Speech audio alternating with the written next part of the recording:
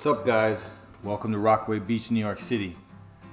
Today we're going to talk about surfing Rockaway. I've always looked for videos like this, how to get out to certain breaks, what the conditions are like, what the people are like, where to eat, all that stuff that you don't really know unless you're a local or unless you've been there a couple times. So maybe you've never been here or you're just curious about surfing in New York City. Well, hopefully this video will help you out. So we're going to talk about everything you need to know about surfing Rockaway. The swell direction, how to get out, the locals, the break, and even what to eat. You can see right now this is the drive out to the beach. This is the boardwalk you're looking at right now. It's a pretty easy place to get to. Thousands of people come every year. So what is Rockaway? So Rockaway Beach is actually in Queens. It's the main beach in New York City, and it's one of the most popular beaches in New York City. So on a regular summer day here, there will be thousands upon thousands of people. You can see this is late summer right here, and there's still a ton of people here. The lifeguards have already left because it's after Labor Day, but you see it just stretches on for miles. We got a little bit of a hurricane swell here in this video, and you can see people catching waves. So what is Rockaway like geographically? I think it's good to understand what Rockaway is like, just the shape of the island, etc., because then you'll understand what swell makes it good and what the currents are like, etc. So Rockaway is basically, it's just a big sandbar. It's like a sandbar island, and it runs from Breezy Point, which is the western tip of the island, to the East Rockaway Inlet, which is like the eastern tip of the island. And it's just basically a channel between the next sandbar that runs east. And between Breezy Point and the inlet, it's about 10 miles of beach. And during the summer, there are surfing areas that you're not allowed to swim in, and they have the red flags like you see all around the US. And during the rest of the year, when it's not summertime, you can surf wherever you want because there's no lifeguards. You just have to brave the cold. So what kind of break is Rockaway Beach? There are lots of breaks to choose from at Rockaway, but the one to focus on is the most popular break at Rockaway, which is Beach 90th. And it gets its name from the street right behind it. Beach 90th is a jetty. Basically, it's just a long pile of rocks the city built out into the ocean to soften the impact of the waves on the beach. And it's the most popular break because it's the biggest jetty. So it's the longest one. It goes farthest out into the ocean. So most of Rockaway is just a sand bottom beach break. Beach 90th and the other jetties become like a small point break, and so they break right off of the jetty. And when it's a bigger swell and it's just lined up perfectly, you can actually connect the ride from the jetty over to the next sandbar, and then you get a really nice long ride. Basically, that's what you can see that these guys are trying to do if they could have gotten in front of this wave. So when does Rockaway get really good? What are the conditions that make it the best to surf at? So basically, Rockaway is its best in late summer when the water's warm, and you'll have hurricanes that are coming up from the south, and maybe they're not making their way all the way up here, but they're sending this long period swell that'll travel up to our breaks.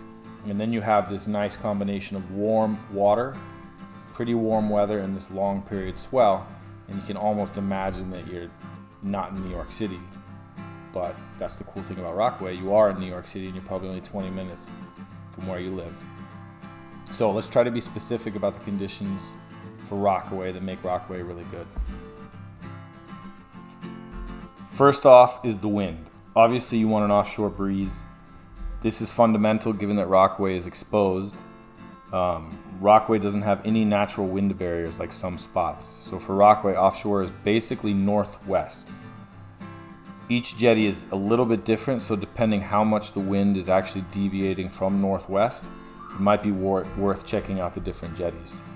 Like you can see in this video, you basically have a northwest wind blowing pretty strong, smoothing out these waves and keeping them standing up. So the second thing obviously is swell. The best swell for Rockaway is about shoulder to head high with a longer period swell of 10 seconds or more. Now the water near the jetty is pretty shallow, so anything bigger than that will start to close out, or at least be a very fast wave that will require you to be a very skilled surfer to make that first section of the wave it'll basically hollow out, and if you're not fast enough, it's just going to close out on you. Now, Rockaway can handle these bigger swells, you know, these head-high swells, but it tends to happen less often. Usually you have something in the 2 to 4 foot range. And when you are fortunate enough to get the longer period swell, it tends to clean things up and make the paddle out easier and makes the wave cleaner. Then what'll happen frequently in Rockaway is you'll get these shorter period swells that come in faster. They might have some height to them, but they'll just come in so fast that it becomes like a washing machine out there. So how do you get outside at Rockaway? The paddle out to rock is generally pretty straightforward.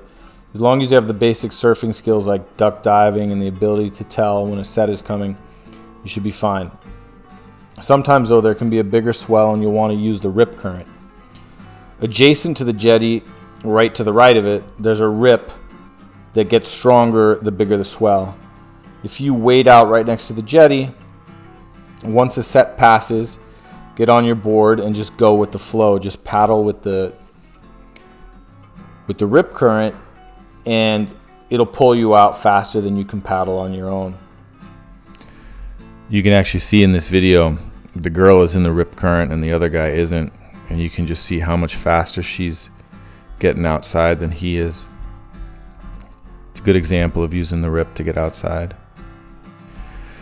Now another thing you can do is if there's a particularly strong current going down the beach, a lot of guys will go on the other side of the jetty, paddle out until they're outside, and then they'll just sit on their boards and let the current take them right into the lineup.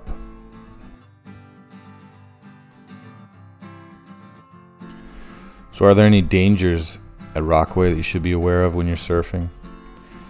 Probably the biggest concern at Rockaway would be the shallow water at the jetty, right where the waves are breaking.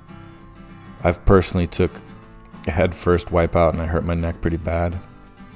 Just so be sure to be aware of that. Even when it gets bigger, it still stays pretty shallow there. Other than that, I would say the jetty itself, you wanna keep away from it, because most of the time you're taking off right next to it. Some guys will take off right in front of it. That's a pretty risky takeoff, but if you got the skill for it, go ahead. So what is the lineup like at Rockaway? Well, the lineup starts next to the jetty. Just follow all the normal rules of priority and courtesy. And if you're well off the jetty and you're catching the shoulder, make sure you look to the right to see if anyone is already on the wave. However, this is New York City, Rockaway Beach, so let's not pretend this is Pipeline and just relax. The crowd is huge here, and it's stacked with beginners. And so remember, you're in the midst of the most populous city in America on its most popular beach. So when sometimes someone drops in on you, just take a breath and smile, because it's just surfing.